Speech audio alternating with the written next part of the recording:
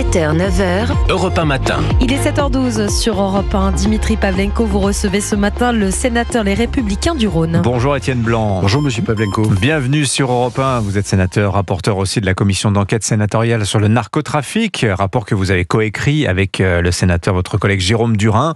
Rapport qui était rendu public au printemps dernier. Vous y aviez décrit une France submergée par le narcotrafic. Les villes submergées, les campagnes également, les services d'enquête, les forces de l'ordre, mais aussi les prisons. Au centre pénitentiaire d'Aix-Luynes, dans les Bouches-du-Rhône, le personnel débrayé hier pour dénoncer des dysfonctionnements en cascade qui sont bien identifiés. Ce sont les brouilleurs de téléphone qui ne brouillent que le voisinage, les systèmes anti-drones qui sont inefficaces, en passant par la drogue, les lames en céramique qui passent aisément les portiques de sécurité. Malheureusement, Étienne Blanc, et ça vous vous en êtes rendu compte lorsque vous avez mené ces auditions pour ce rapport sur le narcotrafic, la prison d'Aix-Luynes n'est pas une exception. Bien sûr, et les Français ne comprennent pas, vous êtes condamnés, vous êtes incarcérés, et vous continuez à manipuler, à organiser un trafic. Pour les Français, c'est une véritable ineptie. Donc nous avons pointé ça dans notre rapport, nous donnons un certain nombre de pistes de travail. Nous disons notamment que pour les narcotrafiquants, il faut un régime carcéral spécifique. Vous ne pouvez pas incarcérer dans le même établissement trafiquants et non trafiquants. Et puis, il faut utiliser ces dispositifs dont je vous ai parlé, notamment les systèmes de brouillage. Aujourd'hui, ils ne sont pas très opérants.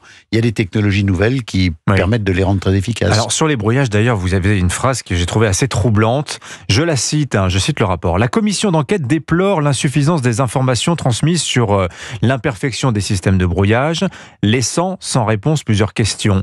Arrive-t-il que l'administration pénitentiaire tolère la présence de portables pour ménager ses relations avec les riverains ?» Les brouillages, bien sûr. Pour pouvoir écouter les conversations de détenus restés en lien avec leurs complices, voire pour acheter la paix civile. Avez-vous trouvé réponse à ces questions, Étienne Blanc ? Non, toujours pas, mais c'est une question que nous sommes posées. Comment est-ce qu'on peut accepter ça ?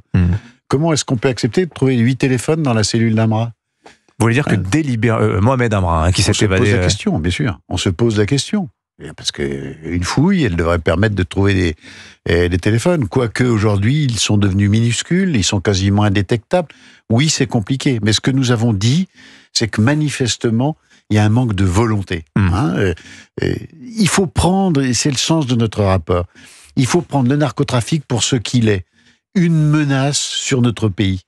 Quand on utilise le terme de narco-État, on dit oui, ça c'est les pays d'Amérique du Sud, jamais la France. Attention. C'est ce que nous ont dit les magistrats mexicains quand ils sont venus. Ils ont dit attention, un certain nombre de signes laissent entendre que la France pourrait basculer. Eh bien, la prison, c'est un des exemples. Alors, chose assez frappante, c'est le portrait qui a été récemment dressé par les enquêteurs du journal Le Parisien concernant les boss présumés de la DZ Mafia. Ils étaient des petites mains de leur gang lorsqu'ils étaient dehors. Ils sont devenus les caïds, les patrons de leur gang, en prison. C'est l'ascension sociale, l'ascension professionnelle permise en cellule, Étienne Blanc. C'est ça qui est frappant. C'est aussi ce que nous avons décrit de manière très précise. Le narcotrafic, c'est comme une entreprise. Vous avez un client, c'est le consommateur, et puis vous avez un organisateur.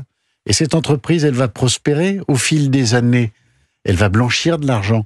Cet argent va devenir de l'argent propre, il va rentrer dans l'économie réelle, donc il provoque des revenus, et il produit des revenus. Et à ces revenus, régulièrement, tous les ans, vous ajoutez les produits du narcotrafic. Donc c'est une puissance financière colossale, entre 3 et 6 milliards de chiffre d'affaires par an.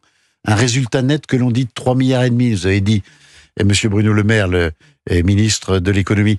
Donc c'est des sommes absolument gigantesques. Avec ces sommes, vous pouvez corrompre, vous pouvez organiser, vous pouvez vous donner les moyens depuis le fond de votre cellule, de continuer votre trafic. Alors justement, vous avez évoqué Mohamed Amra, on se rappelle son évasion spectaculaire en Normandie, laissant sur le carreau deux surveillants pénitentiaires. Tous les gardiens de prison pensent à leurs collègues tombés ce jour-là. Il y a aussi un phénomène qui passe un peu plus inaperçu, mais très inquiétant, que vous avez pu étudier en profondeur, Étienne Blanc, ce qu'on appelle les évasions judiciaires. Qu'est-ce que c'est, ça ? Les évasions judiciaires, c'est un système qui permet d'utiliser une procédure judiciaire, par exemple une demande de mise en liberté, et de corrompre un greffier, et le greffier ne fait pas les formalités nécessaires. Voilà. Donc c'est la corruption dans nos institutions, et dans l'institution mère, parce que la justice, c'est l'origine de l'organisation de notre société. Donc nous savons aujourd'hui qu'un certain nombre de greffiers, dans des tribunaux, mais aussi dans des lieux de détention, ont volontairement omis d'effectuer des formalités pour faire tomber une procédure. Et quand la procédure tombe, c'est évidemment la remise en liberté. On provoque la nullité en refusant de transmettre un courrier, en perdant une lettre, ce genre de choses. On n'effectue pas une formalité, et on la cache. Et à partir de ce moment-là, la procédure tombe. Vous avez dit au début de cet entretien, Étienne Blanc, il faut repenser le système pénitentiaire, séparer les narcotrafiquants du reste de la population qui est en prison. La prison idéale pour les narcotrafiquants, elle est où? Elle ressemble à quoi, Étienne Blanc? Est-ce qu'il y a des modèles dans le monde dont on pourrait s'inspirer? Oui, aux États-Unis, il y a des prisons qui sont des prisons extrêmement dures. Vous n'avez aucun contact avec l'extérieur, les visites sont limitées. Les fouilles des personnes qui rentrent en prison sont amplifiées. Et puis une surveillance régulière, une surveillance bien sûr par vidéo, mais aussi des prison fouilles loin répétées. De tout aussi. Elle est loin de tout, elle est souvent hors les murs des villes. Et vous avez parlé tout à l'heure de Marseille. Marseille, le brouillage, il est compliqué, parce que quand vous brouillez la prison, vous brouillez les voisins. Donc les voisins sont insatisfaits, ils font des pétitions, etc. Non, vous savez, à travers votre question se pose la question fondamentale. Est-ce qu'aujourd'hui on a pris conscience du risque? Et vous pensez que non? Et moi aujourd'hui, avec Jérôme Durin, et c'est le sens de notre rapport, nous avons dit attention, on n'est pas à la hauteur. On n'a jamais autant parlé d'un rapport sénatorial sur le trafic de drogue quand même, Étienne Blanc. Il y a une prise de conscience, vous ne pensez pas? Il y a une prise de conscience, et puis je crois qu'il faut saluer le travail du Sénat. L'institution sénatoriale, c'est une institution dans laquelle on se parle.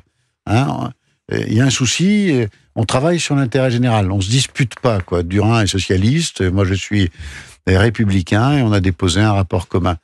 Sur les sujets graves, le Sénat, c'est l'institution dans laquelle on peut apporter des réponses solides. Voilà. Coup de pub pour le Sénat au passage. Oui, vous avez bien raison. Passage. Merci beaucoup, Étienne Blanc. C'est moi qui vous remercie. Sénateur Les Républicains du Rhône, sur toutes ces questions de sécurité, la prison, on y reviendra évidemment à 8h10. Je vous rappelle, Bruno Retailleau, ministre de l'Intérieur, sera l'invité de Sonia Mabrouk. Bonne journée, Étienne Blanc. Merci.